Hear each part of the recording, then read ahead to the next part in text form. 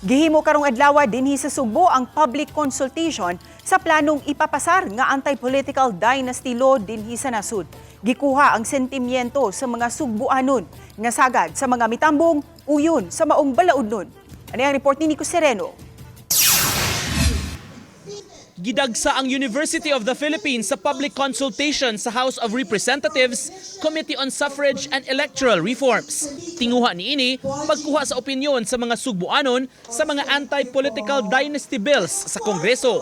Sa pagkakaron, dunay 24 ka mga bills, lain-lain ang bersyon nga naduso na sa lower house nga tinguha nga makonsolidate o mausa. Bisan si House Speaker Faustino D. pinaagi sa video message, may pasabot sa katuyuan sa konsultasyon. We can probably strengthen and improve the substitute bill that we will adopt, no? Ang ubang mga kongresista may pasabot sab nga nung kinahanglan ang maong balaodnon. Introduce ito bilang qualification bago maging kandidato.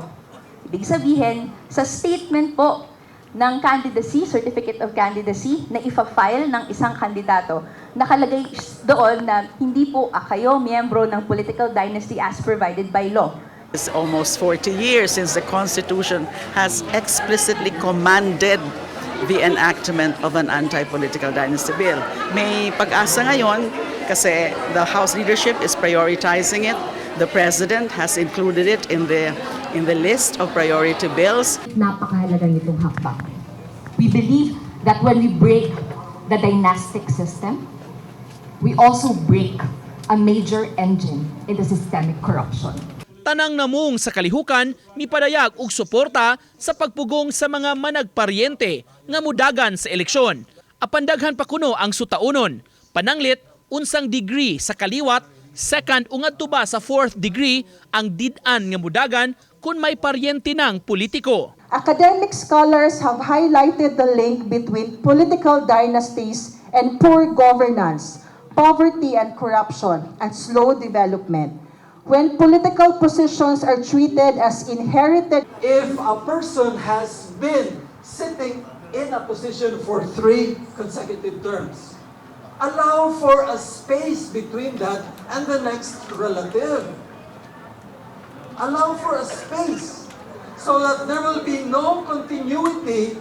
Lakip sa mitambong ang pipila ka mga Sugbuanong politiko nga misuporta usab. Was there more than one Delmar from our family that run in the same elections?